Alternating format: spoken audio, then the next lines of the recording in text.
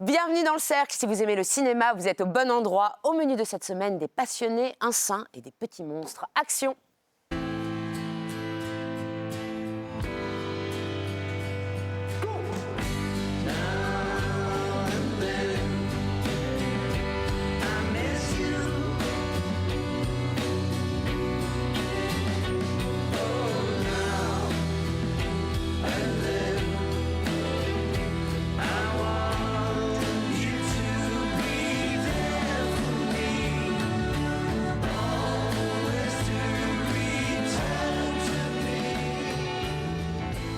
La Passion de Dodin Bouffant de Tran Anh Hung avec Benoît Magimel et Juliette Binoche, une histoire d'amour et de cuisine, prix de la mise en scène à Cannes et candidat français aux prochains Oscars. Five Nights at Freddy's d'Emma Tammy, thriller horrifique adapté d'un jeu vidéo, énorme succès surprise aux États-Unis. L'Abbé Pierre, une vie de combat de Frédéric Tellier, Benjamin Laverne incarne le fondateur des Compagnons d'Emmaüs. Ça tourne à Séoul, Cobweb de Kim Ji-woon, une comédie sur le cinéma avec Song Kang-ho, la star de Parasite. Simple comme Sylvain de Monia Chokri, les amours d'une prof de philo et d'un charpentier, troisième long métrage de la Québécoise qui était à cette table la semaine dernière. Notre invité sera le réalisateur Robert Guédidian dont le nouveau film Et la fête continue sort le 15 novembre. Et pour que la fête soit complète, j'ai autour de moi Monsieur Simon Rio de Sens Critique. Salut. Salut. Marie Sauvion de Télérama. Salut à tous. Salut. Philippe Rouillet de Positive. Salut. Notre cher Ava Cahen de French Mania. Et Clément Schmitt, alias Dex et le cinéma. Bonjour tout le monde. Et je vous propose que nous passions à table. Dans La Passion de Dodin Bouffant, Tran Anh Hung raconte comment un gastronome se met au fourneau par amour pour sa cuisinière. Dans les deux rôles principaux, Benoît Magimel et Juliette Binoche. Clément Schmitt, est-ce que vous pourriez nous donner la recette de ce film? Et d'abord, il y a un amour du réalisateur pour son sujet, pour la gastronomie, pour l'art culinaire. Et puis il y a la rencontre avec un livre, le roman Dodin Bouffant de Marcel Rouff, dont il va garder en fait seulement quelques pages. Vraiment, il va piocher de manière éparse dedans et il va choisir de mettre au centre de son adaptation, donc très libre, ce qui n'est pas mentionné dans le roman, à savoir l'histoire d'amour entre Dodin et sa cuisinière Eugénie. Et alors pourquoi est-ce qu'il fait ça? Eh bien parce que Tran Anh Hung, il veut parler de la cuisine, de l'art culinaire. Et évidemment, parler de la cuisine, c'est parler de la précision, de la rigueur, du travail des matériaux, mais c'est aussi revenir à l'essentiel. La cuisine, c'est cuisiner pour les autres, c'est être généreux, c'est un acte d'amour de cuisiner. Et donc, le film Dodin Bouffant, qu'est-ce que c'est? C'est une cuisine, c'est une caméra, et c'est deux personnages qui ont trouvé leur manière de s'aimer, sans avoir besoin de se le dire, dans un ballet parfaitement chorégraphié et harmonieux. C'est faire cinéma de ce moment où on est avec la personne qu'on aime, où on est en train de préparer à manger. On repart à pot-au-feu. Mais oui, on la regarde et on se dit, pour rien au monde, je voudrais être ailleurs. Et si on dézoome, on est juste en train de couper des carottes. Et la grâce du film, c'est de nous rappeler que c'est beau à en pleurer de couper des carottes. Mais il n'y a pas un côté un peu Top Chef en costume, Simon? Et justement non, parce que moi je pense qu'en réalité la gastronomie, ça n'est pas le sujet, c'est le décorum du film. C'est un film qui est sur l'amour de la transmission et la transmission de l'amour. Comment les deux se rencontrent, comment ils se déclinent, parce que l'amour, ça n'est pas que l'amour qui unit Magimel et Binoche, c'est aussi une autre forme d'amour, l'amour de la transmission, quand il va falloir donner, contaminer quelqu'un d'autre de la cuisine et de cet art. Et du coup, c'est pour ça qu'il n'a pas besoin de se couvrir avec 10 caméras, qu'il a tout filmé avec l'aide de Pierre Gagnère notamment, qu'il a filmé à une caméra, c'est parce que finalement, la cuisine, les matériaux, ça n'est qu'un vecteur, métaphorique, esthétique, tout ce qu'on veut. Mais en fait, c'est pas un film sur la cuisine, pas plus que Mad Max n'était un film sur le gasoil. Beaucoup quand même la cuisine, il y a de longs plans séquences. Marie, je vous voyais être un peu en indigestion. Ah oui, parce que pour moi, le film a un arrière-goût très pénible. Et que depuis Cannes, en fait, j'ai du mal à comprendre cet engouement-là. C'est-à-dire que tout ce côté ultra faisandé de ce que ça raconte, du personnage féminin, de leurs relations. Il y a un très beau film dans le film qui serait le début, où effectivement on prépare très longuement une recette et où on ne se dit que les choses nécessaires à l'accomplissement de cette recette. Mais c'est la passivité de l'héroïne qui vous dérange? C'est-à-dire cette globale du film, cette espèce de modestie de bonne aloi, de la femme aux joues rougissante, qui va surtout pas se mêler après. Tout ce que j'ai à vous dire, je l'ai mis dans ma cuisine, et après c'est quand même des séquences entières de mecs qui devisent c'est une espèce de pédanterie wikipédiesque sur ce que c'est que la nourriture, le patriarcat, patrimoine, hyper élitiste. La meuf, chaque fois qu'elle fait une omelette, t'as l'équivalent de Rungis posé sur la table de la cuisine. C'est filmé comme une publicité, la laitière. Enfin, c'est précisément critiqué. Pendant 2 heures, à la lumière de la bougie, on écoute des personnages blablater, se flatter. Sur l'histoire du vol au vent. Satisfaits de leurs bons mots, etc. Alors qu'ils sont quand même d'une banalité absolument assommante. Et franchement, même les scènes de cuisine et en cuisine sont décevantes. Filmer un plat, de sa préparation à sa dégustation, c'est un enjeu en soi. Et effectivement, aujourd'hui, ça le devient presque encore plus parce qu'on est abreuvé par ces images-ci. Il y en a pléthore, des représentations, à la fois dans Top Chef, donc tous ces shows téléculinaires, mais aussi dans les séries. Il faut que l'écran devienne un écrin pour qu'on puisse effectivement saliver, pour qu'on puisse ressentir des choses. Là, on a compris, effectivement, on passe pas par les mots, on passe par les mets, mais ça s'appelle la passion de Dodin Bouffant. C'est quand même la grande absente de ce film, la passion. Il n'y a rien. Absolument pas. Il n'y a aucune chair dans ce film, aucune bonne chair. Moi, j'ai cru mourir à petit feu, mais vraiment en regardant. Philippe, j'aimerais avoir votre avis de président du syndicat de la critique. Ça a été choisi en sélection pour Ouais, les alors Oscars. ça, le président du syndicat de la critique n'a pas choisi ce film, il n'aurait pas choisi celui-là. Par contre, c'est vrai que quand je suis revenu de Cannes, vous vous souvenez, j'étais terrible, comme ces deux demoiselles avec le film, très remonté, parce qu'évidemment, je veux dire... on aime le cinéma et la gastronomie, donc à on est côté remonté. de l'enlèvement de Marco Bellocchio, enfin, je veux dire, c'est petit. Mais je l'ai revu, j'ai fait l'effort de le revoir, et... Évidemment, ce que j'aime pas, je l'aime toujours pas. C'est-à-dire, ce que vous dites là, ce repas où les types parlent du vol au vent, d'Antonin Carême et tout ça, c'est pas possible. Le raccord entre la poire et les fesses de Juliette Binoche, ça, je sais pas comment quelqu'un a pu le laisser. Ça, c'est... Avant longtemps, tu le commenteras ici. Mais à côté de ça, il y a des images. Non, mais à côté de ça, il y a quand même des qualités. Et je pense que dans les images que va nous montrer Clément, moi, je suis pas d'accord avec toi sur la manière de filmer la bouffe, notamment. Il y a une cinégénie, mais c'est il y a une cinégénie qui est chorégraphiée, et là, on voit quelque chose de la brigade de Des images, Clément. Faisons confiance à Clément, je suis sûr qu'il doit trouver un extrait qui nous montre ça. Et pour reprendre juste un mot sur ce que tu viens de dire, Philippe, tu as utilisé l'adjectif petit, et en fait, c'est ça, c'est un film sur les petites choses, sur la beauté de mais la ça passe sur les trivialité. petites gens. Enfin, un film sur les petites choses qui se passent dans la cuisine d'un château. Des images, Clément, les images. Mais qui est au milieu de l'Anjou. Mais ce sont des artistes aussi rares. Et la gastronomie, c'est aussi... Pardon. On se calme. On casse les images. On casse tout. Oui, alors, pardon, donc les images. Donc, parce que oui, il faut quand même en parler de la manière dont est filmé cet art culinaire et la manière dont Tran Anh Hung crée une harmonie entre la matière et ceux qui la travaillent, histoire quand même de donner fin aux téléspectateurs. Alors d'abord, chose très importante, on met la matière au centre du cadre, vous le voyez, donc là c'est un carré de veau, et observez bien à quel point ce carré de veau, c'est lui qui va définir l'espace de la scène. On panote avec lui. Et là, on demande les légumes et immédiatement on les a. Pourquoi ? Parce que ce n'est pas que l'espace qui est gouverné par la matière, c'est aussi le temps. Et on va le voir, cet effet, à nouveau évidemment, on reprend, on centre le carré de veau, et là regardez bien, on le repousse vers le four et on coupe le mouvement, tout simplement parce que c'est le mouvement du carré de veau qui compte. Et maintenant que la cuisson est prête, qu'on a vu la cuisine se faire, eh bien on va pouvoir aller sur les personnages. Et observez bien l'harmonie qui se dégage d'eux. On a d'abord Juliette Binoche, voilà, centrée dans le cadre, et le panneau ne s'arrête pas, et d'un seul coup, hop, ça devient Benoît Magimel, qui est le personnage principal. Et puis soudain, un personnage qui était à l'arrière-plan va apparaître au premier plan. Et à nouveau, le panneau ne s'est pas arrêté, il continue, il crée une harmonie, et on finit évidemment par la beauté de la matière. C'est un film sur des gens qui travaillent ensemble de manière harmonieuse sur ce qu'il y a de plus beau, la nourriture. Mais il avait déjà eu un prix à Cannes en 93. Caméra d'Or. Pour l'odeur de la papaye verte. Premier film. Qui était un film culinaire aussi. Absolument, mais qui avait de la poésie et de la passion et de la sensualité. Non, mais là, l'extrait qu'on a vu, dites pas qu'il n'y a pas de la poésie. C'est très beau, ça donne faim. Mais non seulement ça donne faim, mais il faut quand même voir aussi l'intelligence avec lequel le film va travailler le texte. Parce qu'il y a des dialogues qui sont... Les dialogues sont calmes. Non, tu peux pas donner. Excusez-moi, le texte, justement, il est lourd. Je suis désolé, vous êtes toutes les deux absolument d'accord avec le film. C'est un film sur l'impossibilité de dire. On a un texte qui est très théâtral, très écrit, très corseté, qui justement est toujours explosé, qui est toujours réifié par ce qui est beau, par ce qui est la cuisine, par ce qui est la fusion et l'harmonie, la communion de ces deux personnes. Clément et Simon, ils nous rejouent le couple Binoche-Magimel. C'est un mélange de mari. Moi, j'aime bien la relation avec Juliette Binoche parce que mais c'était chaud de les voir 25 ans après. Elle refuse d'être sa femme parce qu'elle préfère être sa cuisinière. Mais on n'est pas aujourd'hui. Et c'est une manière d'exister. Mais non, mais c'est une manière d'exister beaucoup plus. C'est-à-dire qu'ils vivent. Elle demande en fait un concubinage autour de la table.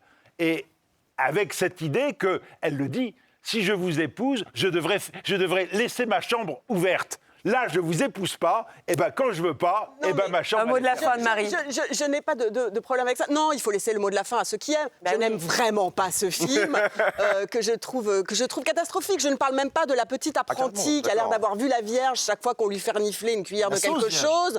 Et voilà, je trouve que c'est terrible parce que... Voilà. Je préfère que ce soit ceux qui aiment qui finissent. Vous avez été très... Un petit mot de Clément. Tu parles de la petite apprentie, moi il y a quelque chose que je trouve absolument bouleversant parce qu'en réalité, quel que soit l'âge auquel on découvre le film, ça nous évoque un truc très simple et donc très fort. Il est avec cette petite apprentie, il veut lui apprendre à faire un foie de veau, il lui fait goûter et elle lui dit bon ben j'ai bien compris la recette mais moi je trouve ça un peu dégueulasse comme tout le monde avant 40 ans. C'est un os à moelle. Il lui dit t'es trop jeune. Non, il lui dit pas t'es trop jeune. Si, il lui dit t'es trop jeune. Je crois que le goût se forme après 40 ans. C'est ça qu'il lui dit. Je te l'ai fait découvrir trop tôt. Vous avez été extrêmement vilain, donc c'est fini. Il dit c'est normal, tu es beaucoup trop jeune. Têtu quand même. Elle l'a noté. Vous êtes vilain. Fini les pot-au-feu. Je vous amène manger une pizza chez Freddy. Five Nights at Freddy's des Matami, c'est le succès surprise du box-office américain cet automne. Adaptation d'un jeu vidéo, ce film raconte comment un agent de sécurité traumatisé par la disparition de son petit frère doit garder pendant 5 nuits une pizzeria abandonnée. Ava. Et ouais, c'est la série B de la semaine, mi-comédie noire, mi-film d'horreur, un mélange entre Stranger Things, Saw et le Muppet Show, et avec beaucoup de ketchup. Alors il y a un personnage dans le film qui dit tout est meilleur avec du ketchup. Et alors là vraiment on n'y va pas de main morte. Vous l'avez dit Lily, notre guide dans ce cauchemar, c'est un agent de sécurité sans muscles ni charisme, interprété par Josh Hutcherson, qui a été l'un des héros de Hunger Games. Et donc là il interprète un trentenaire qui s'est jamais remis du kidnapping de son petit frère, qui a la charge de sa petite sœur et qui doit la protéger des maboules, mais il n'avait pas vu venir ça du coup, aussi d'animatroniques possédés par des fantômes qui vivent dans une pizzeria super craignos, pizzeria dans laquelle il travaille. Oh, le scénario de la mort. Voilà, c'est un scénario qui part dans tous les sens, un peu comme dans une partie de jeux vidéo amateur. C'est complètement crétin, je dois quand même le dire. Les vannes, la plupart du temps, tombent à l'eau, donc l'effet comédie... il y en avait une, il y avait quelques-unes. Alors si je sauve quand même une idée, il y a une idée fun pour moi, c'est une table de cupcakes, ça dure 30 secondes et demie sur un film de 1h50, mais ça c'est plutôt pas mal. Sinon tous les clins d'œil à la culture geek, mais aussi à la pop culture, au cinéma de genre, sont quand même très mal exploités. C'est Jason Blum qui produit ce film d'horreur, qui est le pape de la saga horrifique. Mais c'est pour ça, américaine. Pourquoi il y a un tel succès du coup alors sur ce film? Je vais vous dire quelque chose, c'est un film qui est aussi mauvais qu'il est important, et c'est dire qu'il est important. Pourquoi je dis qu'il est important? Il y a quelques mois, il y a eu un succès planétaire, mondial, énorme, qui était Super Mario, qu'on a un peu interprété un peu vite fait comme, en fait, une énième franchise. Et alors qu'on voit les super-héros tousser un peu au box-office, le succès monstrueux, alors que la promo n'a pas non plus été complètement délirante, de Five Nights at Freddy's, que les fans de la saga vidéoludique appellent FNAF, ça nous montre qu'en réalité, l'espèce d'excitation qu'il y avait sur le super-héros, elle est en train de se cristalliser maintenant sur des licences vidéoludiques, et qu'Hollywood est en train de le prendre en compte, et en train surtout de savoir comment les vendre, parce que c'est ça aussi que nous dit ce succès. Et c'est d'autant plus important qu'il faut voir à quel point les fans du jeu vidéo apprécient le film. Moi j'aime bien la saga vidéoludique, je suis sidéré de voir que le film rate tout, même ses jumpscares. Mais alors comment on rate un jumpscare? Le cupcake. Clément, vous êtes un fan de FNAF, comme on dit FNAF? Non, alors pour le coup, pas particulièrement, mais j'aimerais rebondir sur ce que tu as dit, Marie, parce qu'en soi, adapter des grosses licences vidéoludiques, c'est pas nécessairement un problème si on respecte un petit peu le matériau d'origine et l'intelligence du matériau d'origine. Là, j'ai plus l'impression de voir un film qui prend le succès d'un nom et qui surfe dessus alors que le jeu est original. Et là, qu'est-ce qu'on a? On a un pot pourri de cinéma d'horreur. Je pense qu'on a vraiment tout. On a les ampoules qui clignotent dans les couloirs délabrés, on a les nounours tueurs qui tournent très doucement la tête, le personnage qui fait des cauchemars. Mais est-ce qu'en fait, ce serait pas un peu plus que des cauchemars? Enfin, C'est pas aussi émouvant, donc la partie horreur fonctionne pas bien, mais la partie émouvante avec le personnage... C'est pas du tout émouvant. Moi, j'ai retenu un plan rigolo, qui est un plan sur une victime, et en fait, tout à coup, la caméra est à l'intérieur de la gueule du nounours en animatronique, et donc, tout à coup, on regarde la victime depuis sa gueule, derrière ses dents. Voilà, il y a 2-3 plans un peu marrants. Moi, je déteste pas l'histoire du rêve, et de revisiter ses rêves pour y trouver des indices de manière obsessionnelle. C'est une enquête. Mais c'est un schéma, quand même. Après, je ne connais pas le jeu, je vais pas mentir, mais je veux dire, à la seconde où on voit apparaître un méchant, on sait qu'il est méchant. À la seconde où on voit le personnage féminin, on comprend qu'il y a un truc louche. Et tout ça est quand même d'une banalité. Et ça me tracasse parce que j'avais bien aimé Black Phone. Et je trouve que Blumhouse file un mauvais coton. Et je tenais à le dire ici. Tu as raison. Et maintenant, on va se battre pour de vraies causes, les amis. L'Abbé Pierre, une vie de combat de Frédéric Tellier avec Benjamin Laverne. C'est le biopic d'Henri Grouès, alias l'Abbé Pierre, qui, avant de fonder les Compagnons d'Emmaüs, a été résistant et député, Simon. Oui, comme moi. Et non, tout simplement. Alors, c'est un film, moi, que je redoutais. Quel melon! Non, mais c'est pas possible. Oui, mais personne ne le dira à ma place. Mais non, moi, c'est un film que je redoutais énormément parce qu'on dirait maintenant qu'on a comme ça cette petite tradition en France du merveilleux biopic de Noël. On avait eu Simone à la fin de l'année dernière. Donc moi, j'avais très très peur, d'autant plus que l'Abbé Pierre est plutôt une figure qui m'intéresse beaucoup. On va dire tout ce qu'il y a autour des combats politiques des catholiques de gauche, c'est quelque chose qu'on traite assez peu en général, que ce soit journalistiquement, historiquement en France. Et justement, alors, on est face à un biopic qui est aussi, on va dire, attendu, luxueux et un peu poussiéreux en matière de style, qu'on pouvait le redouter, mais qui a plusieurs qualités. La première, c'est qu'il va remettre en avant le personnage qu'interprète Emmanuel Berco, Lucie Coutaz, dont on a très peu parlé quand on parlait de l'Abbé Pierre, parce que l'Abbé Pierre, il avait une compagne de lutte, peut-être une compagne à bien des niveaux, et c'est nécessaire et bien enfin d'en parler, aussi parce que Laverne, comme d'habitude, il a oublié d'être mauvais, donc il est excellent. Et surtout, il y a quelque chose que je trouve assez rassurant, c'est que le film n'édulcore jamais la nature du combat de l'Abbé Pierre, qui, on va dire, se laissait pas marcher dessus. Vous nous montrez, Simon ? Oui, et je vais vous montrer ça. Le film arrive même justement à se poser la question de qu'est-ce que je fais d'une archive. Vous allez le voir, il n'y a rien de pire, c'est le fameux appel de l'hiver 54. Il n'y a rien de pire au cinéma qu'essayer de mettre en image une archive qui existe. Là, ils ont un petit avantage, c'est une archive radiophonique. Et bien là, l'enjeu, ça va être comment est-ce qu'on peut passer du discours du prêtre, du discours du religieux à quelque chose de politique, c'est-à-dire au niveau des hommes. Vous allez voir, on a cette image qui est quasiment une icône. Là, on a ce plan comme ça là, qui est en train de surplomber, ce plan en plongée qui pourrait presque être Dieu regardant son pénitent. Vous remarquerez que la caméra, elle est légèrement en train de revenir au niveau des hommes. On va avoir une transition, on va passer du côté de ceux qui l'écoutent dans ce studio. Ça y est, on est à hauteur d'homme maintenant.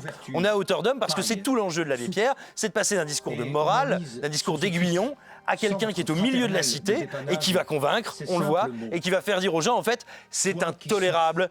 Et vous voyez, là, on n'est plus face à lui, on n'est plus dans la figure de ce seigneur qui écoute son apôtre, on est derrière lui, prêt à le suivre, derrière un écran, parce qu'effectivement, c'est quand même un message, mais à nouveau revenu à hauteur d'homme, en train de recevoir d'égal à égal ce discours, et si on est d'égal à égal avec lui, et ben donc on peut y répondre et répondre à son appel. Et je trouve que le film, quand bien même il est très scolaire, reste extrêmement soigné dans sa manière de se dire comment je peux montrer la radicalité et l'absolu qu'il y avait dans le discours de charité, dans le discours de partage et de refus et de lutte contre les inégalités qui était le sien. Oui, mais dans ton analyse de séquence, tu oublies un élément fondamental qui est la musique. Et là, on s'en serait bien passé, mon petit lapin, parce que franchement, quand il y a l'hiver 54, quand on a un discours comme ça, où il y a les mots, je veux dire, les mots, ils sont bien, hein, et Benjamin Laverne, il est très bien. Donc, à partir de là, on peut s'arrêter. C'est-à-dire qu'on n'a pas besoin de mettre les violons derrière pour être sûr de ramasser tonton, grand-père et la gamine de 10 ans. Tu vois, il veut faire trop populaire et à chaque fois, c'est Monsieur Plus. Et ça, c'est dommage parce qu'il faut qu'il fasse confiance à son sujet. Moi, ce que je trouve intéressant dans le film, c'est que c'est toute l'histoire de l'Abbé Pierre. Moi, je ne connaissais pas tellement les années de résistance, tous les débuts et tout ça. Aussi, quand il fait son séminaire, enfin, ça ne marche pas dans tous les ordres. En fait, c'est un peu le dernier de la classe, quoi. C'est un côté intéressant. Mais là, il a décidé de faire un grand film populaire. Et ça, je trouve que c'est dommage parce que il en rajoute trop et du coup, et là, ça glisse. Et du coup, moi, je m'ennuie parce que c'est vrai qu'il y a des éléments intéressants, mais c'est baigné, c'est un film sulpicien, il fallait pas faire un film sulpicien, il fallait faire un film rugueux sur la baie. On va parler d'un film qui va vous réveiller, mon cher Philippe, après une vie de combat, une vie de cinéma. Dans Saturne à Séoul, Cobweb, un réalisateur sud-coréen joué par Song Kang-ho, souhaite retourner la fin de son film intitulé Cobweb. Il doit se confronter aux autorités, aux acteurs et aux financiers. Est-ce que c'est un autoportrait de Kim Ji-woon? C'est une bonne question qu'on se pose pendant le film, et ça, c'est très intéressant. Ce qu'il faut savoir, c'est que, à mon avis, c'est encore un film du confinement. C'est-à-dire que, et quand je dis à mon avis, je le sais parce qu'il l'a dit, parce qu'en fait, voilà, tout s'est arrêté et ils se sont demandé, tous les cinéastes, c'est marrant, hein, dans le monde entier, les cinéastes se sont demandé s'ils allaient un jour retrouver les plateaux, si un jour ils allaient refaire des films.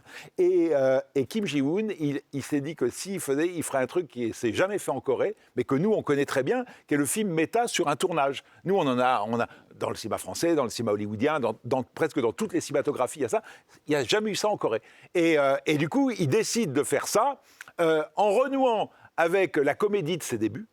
L'idée, c'est de faire une comédie, et aussi avec cette idée de dire, au lieu de faire quelque chose de contemporain, je vais le mettre en 70, parce qu'en 1970, c'est le moment où les effets de la censure se font vraiment sentir. Et en même temps, c'est le moment où la fréquentation baisse, comme après le Covid. C'est-à-dire que pour lui, l'état du cinéma aujourd'hui est un peu comme l'état du cinéma en 70, sauf qu'il y a moins la censure. Donc, il fait une comédie, il fait un brûlot contre la censure, mais ce qui est très beau, c'est que c'est une réflexion sur le métier de cinéaste. Et ça, on va regarder avec l'extrait. Alors, le film, il est en noir et blanc. Donc, l'extrait commence avec un extrait du film dans le film, voilà, qui est en noir et blanc. Et travelling arrière, où on voit le tournage de la séquence, et travelling avant sur lui. Et à ce moment-là, on passait du dialogue hors champ de l'acteur. Là, c'est le monologue du réalisateur. Et à ce moment-là, on entend un bruit et on voit que le décor est vraiment de la merde. Et ce qui est drôle, c'est que le bruit a fait dévier la voix off. C'est assez marrant. Et on va y revenir. Et là, tout d'un coup, évidemment, tout s'arrête. Et ce décor, qui est vraiment un décor pourri, va devenir vraiment le chaos. C'est-à-dire que on se dit, ils n'ont pas les moyens de faire des belles fumées comme ça. C'est-à-dire que ça devient presque fantastique. Et cette femme qui arrive là, c'est presque la statue du commandeur. Et qui vient hurler qu'on ne devait pas tourner, etc. C'est la productrice.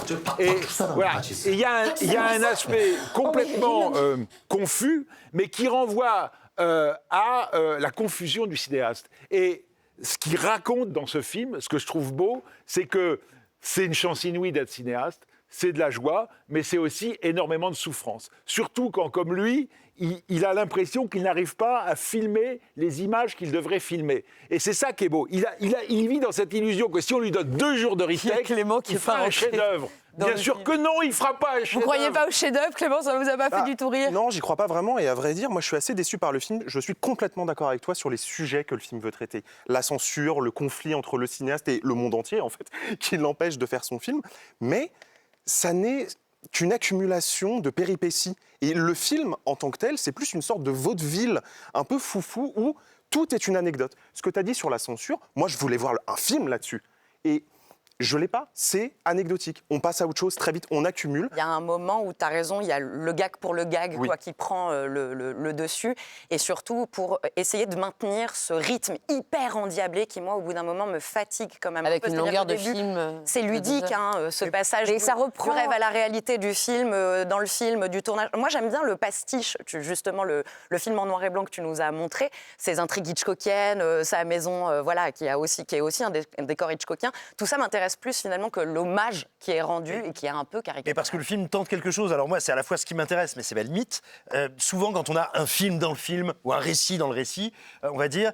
Le récit méta est volontairement de l'ordre du pastiche, de la caricature, et c'est le récit de comment on essaye de filmer qui est au premier degré. Ici, j'ai l'impression que c'est l'inverse. Ce film hitchcockien, tu le dis, moi j'ai envie de le découvrir. Mais moi aussi. Il est vraiment... Mais ça, est-ce que ça signifie pas que c'est réussi? Eh ben non, parce que du coup, c'est ce qu'il y a autour, mais qui occupe quand même énormément le spectateur, qui est plus caricatural, plus fou, plus faux. Et c'est une bascule que je trouve très excitante sur le papier, mais assez usante à l'aune d'un long métrage.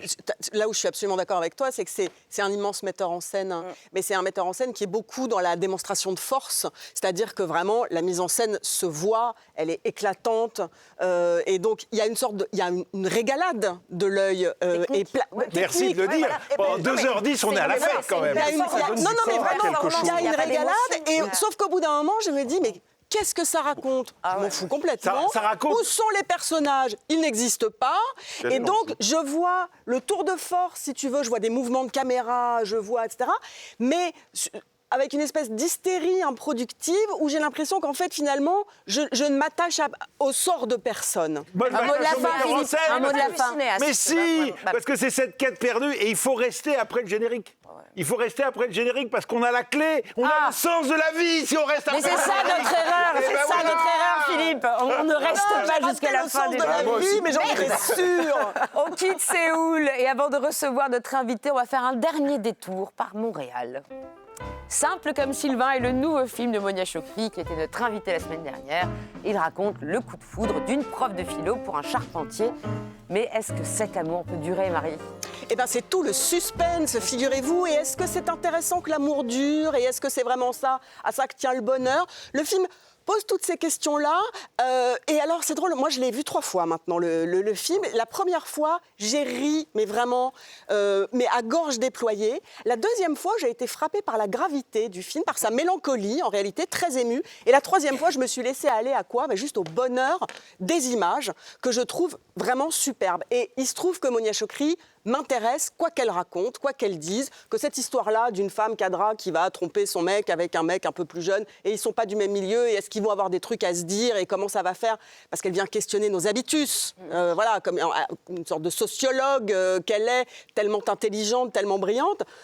Cette histoire-là, qu'on peut avoir l'impression qu'on nous l'a racontée 1000 fois, elle va jouer avec les clichés, etc., je trouve qu'elle a toujours une voix singulière qui se double d'un œil singulier sur les gens et les situations qu'elle filme. Et c'est vrai qu'en 3 longs métrages, elle m'a ferrée, quoi. Vous affairez, vous êtes tellement. Ah bah vous aussi. Ah mais je suis ferrée. Non mais vous êtes amoureuse de Monia Chokri. Amoureuse, elle est en passe de devenir l'une de mes réalisatrices préférées, effectivement, en 3 films. Non, devant, elle va passer devant Woody. Mais pas loin. Et d'ailleurs, il y a des points communs. Il y a des points communs. On verra comment ça s'installe sa carrière. Mais c'est un cinéma très smart en fait. C'est un cinéma malicieux mais qui est jamais condescendant, qui brasse, comme tu l'as dit, plein de thèmes universels. Et en même temps, moi, ce qui m'intéresse dans son cinéma, c'est qu'à chaque film, elle investit un genre ou une esthétique un peu rétro, qu'elle va reprendre à son compte pour mieux nourrir son propos qui, lui, est très contemporain. Par exemple, dans La femme de mon frère, elle faisait le portrait d'une trentenaire en crise sur le mode de la comédie psy dépressive à la Woody Allen. Qui s'appelait déjà Sophia et qui était déjà philosophe. Exactement. Il y avait déjà un regard anthropologue presque. Mais on va y venir, mon loulou. Bah oui, les tons marronnés, chauds, etc. Mais bien sûr, c'est du... Il va falloir vous battre, les gars, si vous voulez parler, parce que les deux, elles peuvent faire 1h30 sur Monia Chokri. Eh ben, s'il n'y a pas de souci, j'y vais. Alors, moi, ce qui me passionne dans le film, c'est à quel point on a une énergie de la mise en scène permanente. Il y a tout le temps un cadre inattendu. Il y a tout le temps une manière de jouer avec une référence. C'est-à-dire qu'on peut passer de la poésie d'un Jacques Demy, parce qu'il y a quelques scènes, c'est un peu les parapluies de Cherbourg quand même. Et d'un seul coup... Il y a une station-service... Ah bah oui, sous la neige.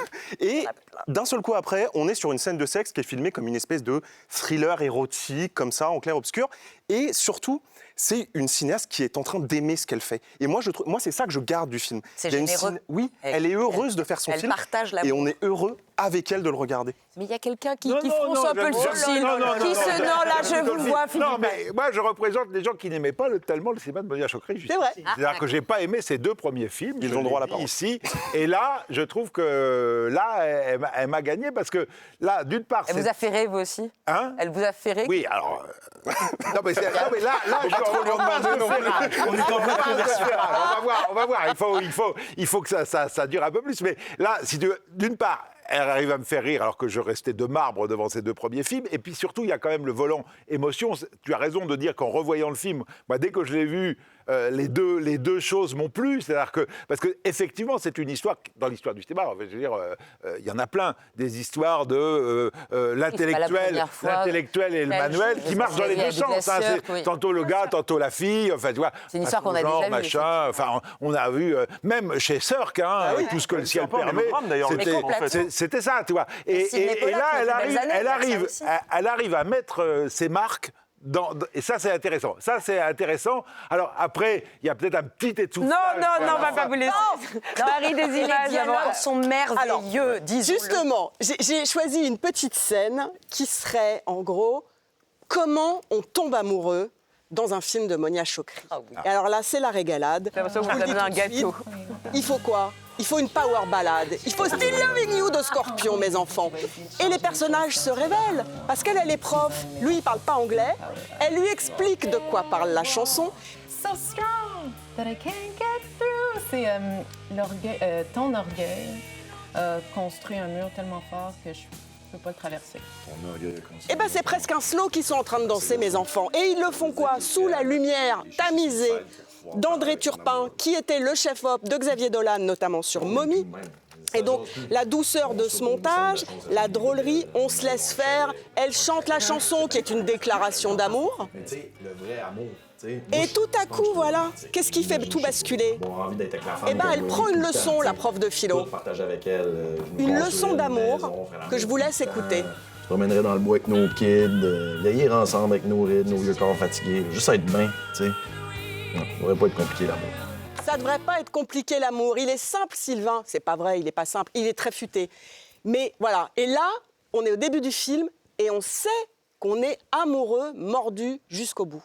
Mais ce qui est formidable, c'est que d'habitude, dans la comédie romantique, qui en plus est souvent un genre qui est très programmatique et parfois même un peu conservateur, en général, la problématique de l'amour, elle revient aux amoureux. Est-ce qu'on se comporte bien? Est-ce qu'on le mérite? Est-ce qu'on va être assez bon ou bonne pour l'autre? Et bien là, ici, il n'y a pas de doute sur l'amour. Ils sont amoureux et ils méritent de s'aimer. Mais l'élément perturbateur, c'est le reste. Parce qu'on a des milieux, parce qu'on a des capitaux symboliques qui fonctionnent ou ne fonctionnent pas. Et qui existent. Et qui existent. Mais justement, et le film le représente avec, je trouve, une grande mélancolie, une grande beauté, qui s'exprime à travers sa mise en scène. C'est-à-dire que du coup, entre Monia Chokri et Turpin, il va y avoir cette idée de prendre des cadres qui font penser, vous le disiez, au thriller érotique, au roman photo, mais de les travailler pas avec condescendance, en essayant de leur remettre du symbole et du sens dans ces formes. Par exemple, Très belle scène de Cunilingus. Hein. Oui, très belle. On terminera là-dessus.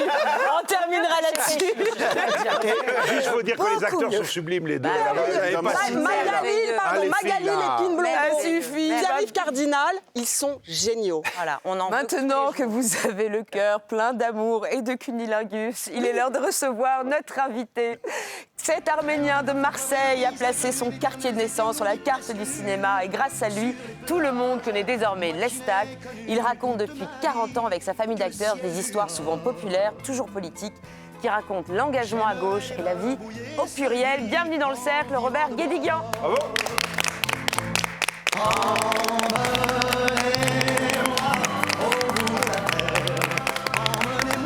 Bienvenue, cher monsieur Guédiguian, on est très heureux de vous accueillir. Alors, votre nouveau film, Et la fête continue, est placé sous l'égide d'Homère. Vous brossez le portrait d'une femme qui s'engage dans la vie politique marseillaise. Elle est jouée par Ariane Ascaride et elle doit faire face à la tragédie de la rue d'Aubagne. Qu'est-ce que Marseille représente pour vous? Pourquoi y toujours y revenir? Le monde. Le monde. Marseille est une ville-monde, en fait, comme on le dit souvent, C'est une ville qui est basée depuis toujours, depuis sa création, sur le métissage, sur l'arrivée de barbares à Marseille, d'ailleurs, qui se marient avec la fille du coin, etc. Bon. Donc le mythe est là, mais la réalité aussi. C'est-à-dire, je pense que c'est une ville qui contient potentiellement toutes les autres. Et puis je crois que, aussi très très simplement, j'y suis né. Donc je veux dire, je raconte donc des histoires chez moi, et je pense que, pour continuer avec ce rapport avec le monde, quand on veut raconter des choses au monde entier, il faut parler de son village. Hein, je reprends Tchekhov de ce point de vue-là. Et du coup, j'ai pensé à un moment, au bout de 3 ou 4 films, qu'en fait, je pouvais raconter toutes les histoires du monde à Marseille, que c'était pas mal de le faire de cette manière-là. Comme si Marseille était une forme, mais était le village, j'allais dire. Mais ce que je raconte est universel. Je vais toujours à... Enfin, j'essaie que ce soit universel, en tout cas. J'essaie toujours de raconter des histoires qui, si elles étaient adaptées ailleurs, pourraient absolument fonctionner. Alors, vous nous avez amené un extrait, on le regarde, on en parle après. Oui. Ça vous va?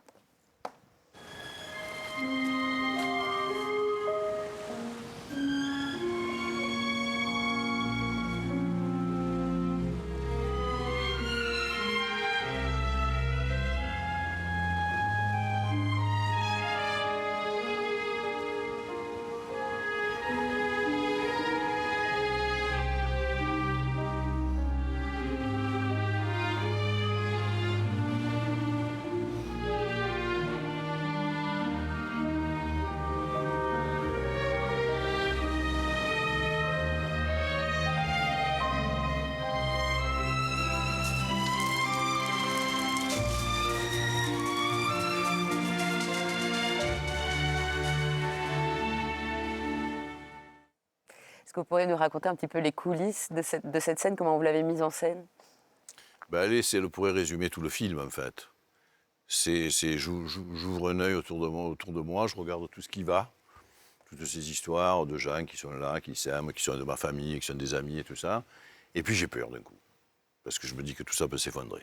Comme les tours, comme les bâtiments de la rue d'Aubagne, comme voilà. Donc j'allais dire, je voulais faire un film contre l'effondrement, j'allais dire, ou plutôt en pensant que l'effondrement était déjà un petit peu là. Donc comment faire sinon, je crois qu'au moment de l'effondrement, quand une société s'effondre ou dans des moments de crise très très fortes, il faut regarder la figure du juste, en fait. Voilà, je pense que c'est une figure extrêmement rassurante et qui nous encourage, du juste au sens historique du terme, hein, je veux dire, voilà. Et je crois que Rosa, qui s'appelle Rosa parce qu'un hommage à Rosa Luxembourg, est une juste, en fait. Voilà. Le personnage est une juste et donc elle a une espèce d'aura autour d'elle, une aura au sens strict du terme, une petite couronne électrique, voilà, de vibration, qui font que tout ce qu'elle touche s'arrange, en fait. Voilà. Mais c'est beaucoup de soucis pour elle. On en aurait besoin de... Il y a beaucoup d'énergie, ça veut dire que ça lui prend beaucoup d'électricité, hein, d'aider tout le monde comme ça. Mais en fait, en tout cas, moi, ça m'est nécessaire aujourd'hui de rencontrer des gens, des braves jeunes, des gens formidables, des gens que j'en vois tous les jours. Et parce qu'on est toujours confronté quand même en permanence au désastre, je veux dire, de plus en plus. Hein. Après le Covid, il y a eu les conflits internationaux, il y a l'écologie, c'est quand même quelque chose, c'est une époque fortement dépressive. L'époque, ça n'a jamais été très bien ou très mal, mais là, ça va vraiment très mal. Ouais, on est très bas. Alors, pour ce film, vous avez réuni à nouveau votre famille d'acteurs, et nous, ce qui nous intéresserait aussi, c'est votre famille de films. C'est l'heure du code génétique de votre film. Vous êtes prêts? Oui. Alors justement, un film de famille. Un film de famille qui vous intéresse. Oui, j'ai voulu aller chercher dans le Grand Nord, en fait. Hein.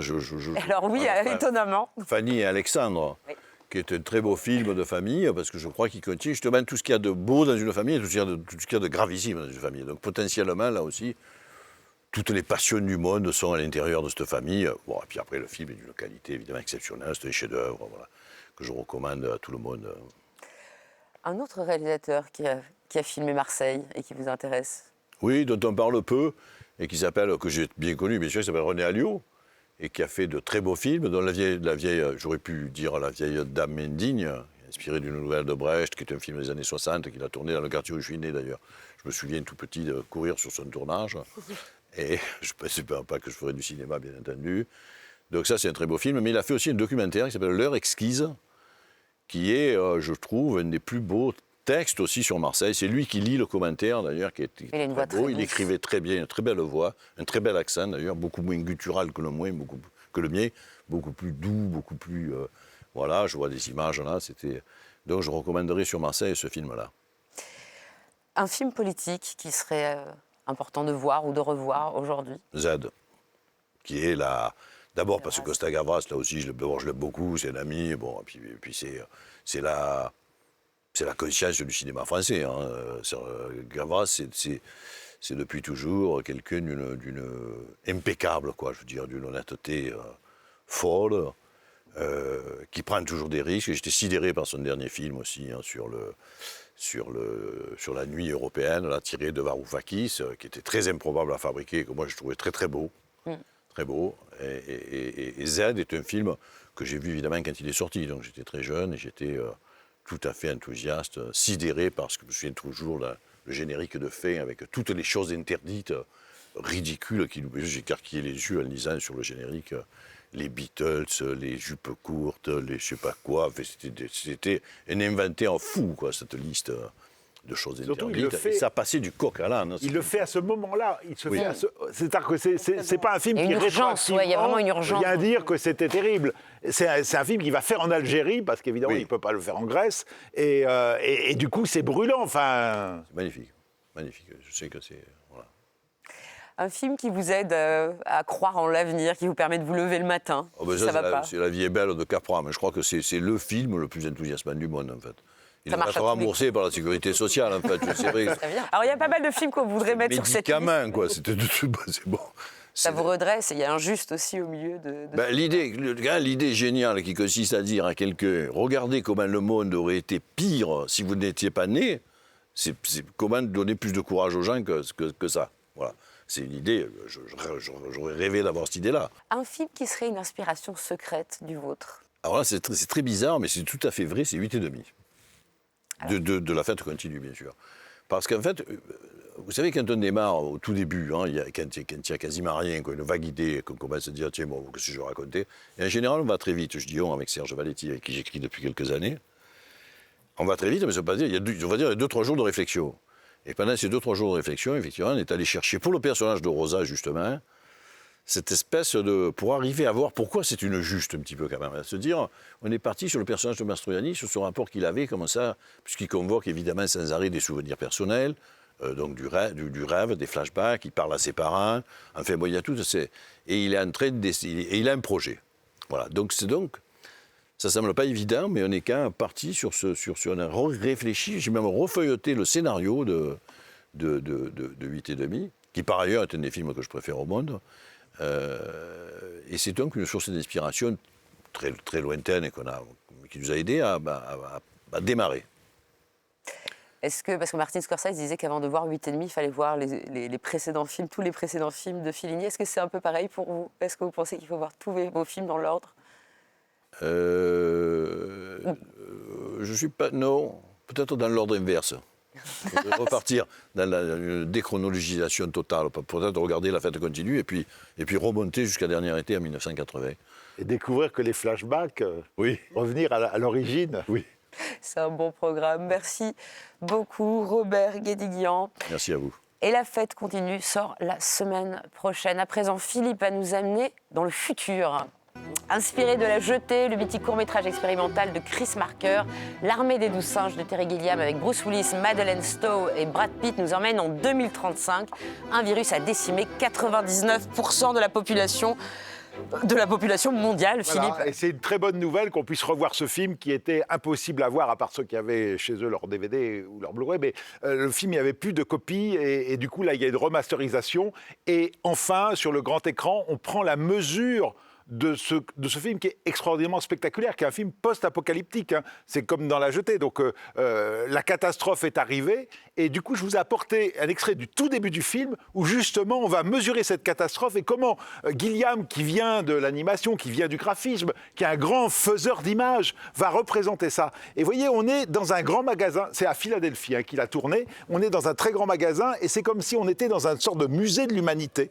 Qu'est-ce qui reste de l'humanité? Et il y a quand même cette statue de saint. Et puis au milieu, il y a Bruce Willis, donc un des survivants, qui est en tenue de scaphandre et tout ça, parce qu'évidemment, l'air est complètement... En fait, c'est marrant, hein, c'est 2006, mais c'est déjà...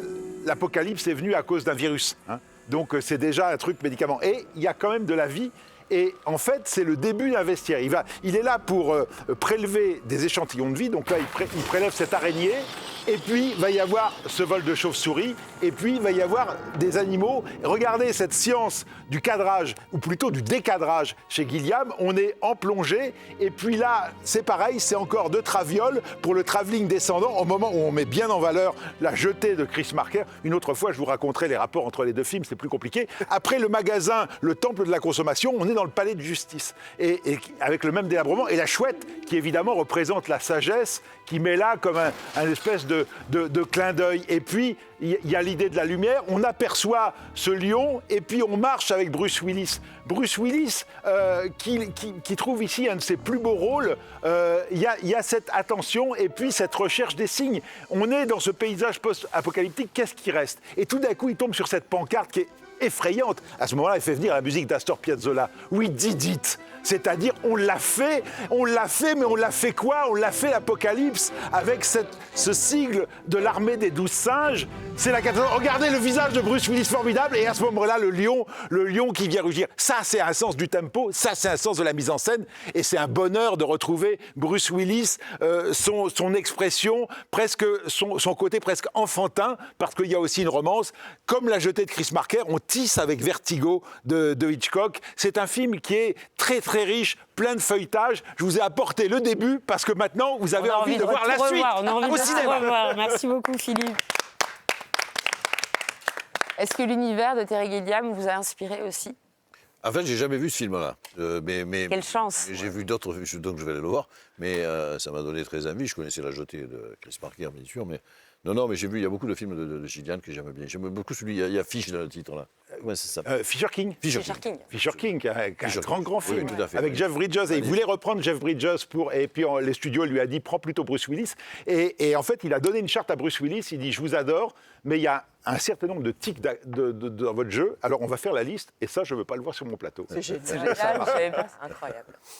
Merci beaucoup, Robert Guédiguian. Merci à tous et à toutes. Au programme du prochain cercle, Hunger Games, la balade du serpent et de l'oiseau chanteur de Francis Lawrence, Little Girl Blue de Mona Achache, How to Have Sex de Molly Manning Walker, Vincent doit mourir de Stéphane Castan et Ricardo et la peinture de Barbette Schroeder. Je vous laisse avec le Rocco du cercle et on attend les vôtres sur les réseaux. Tant qu'il y aura du cinéma, on sera là. Vous n'avez pas besoin d'avoir le trac. Mais j'ai tout le temps le trac. C'est normal. Ça motive. Alors moi, cette semaine, je vous recommande un de mes films préférés de l'année. C'est Simple comme Sylvain de Monia Chokri. C'est une comédie éblouissante d'intelligence. Une histoire d'amour. Sera-t-elle possible? Durera-t-elle? Avec 2 acteurs absolument merveilleux qui sont Magali Lépine-Blondeau et Pierre-Yves Cardinal. C'est un régal. Et ben moi aussi, Marocco. Elle tient en 3 mots. C'est simple comme Sylvain. Je répète, simple comme Sylvain. C'est drôle, c'est très très drôle. J'ai vu le film 2 fois. La 2e fois, elle était encore plus jouissive. Merci Monia Chokri. Si vous êtes tombé en amour avec le film de Monia Chokri, après ça, il faut se sustenter, il faut se nourrir. Et ça tombe bien. Il y a La Passion de Dodin Bouffant, qui est un film sur comment est-ce qu'on aime transmettre et comment est-ce qu'on transmet l'amour, comment est-ce qu'on donne, comment est-ce que tout d'un coup, un matériau aussi simple qu'un aliment peut devenir le vecteur des sentiments les plus profonds et les plus subversifs. Il a raison, Simon, avec un film d'une telle grâce et d'une telle douceur, il n'y a aucune raison de ne pas aller voir La Passion de Dodin Bouffant. C'est l'oasis dont on a tous besoin en ce moment. Moi, mon film préféré de l'année, il est toujours en salle, il est sorti la semaine dernière, c'est L'Enlèvement de Marco Bellocchio. Il est d'une puissance émotionnelle dévastatrice. Je vous recommande le film de Barbet Schroeder qui s'appelle Ricardo et la peinture, qui est un film tout à fait remarquable par sa tendresse, son amitié, et puis par la nécessité d'aller chercher la beauté partout où elle est. On en a bien besoin en ce moment. Ouais, bravo. C'est génial. C'est l'énergie des plateaux.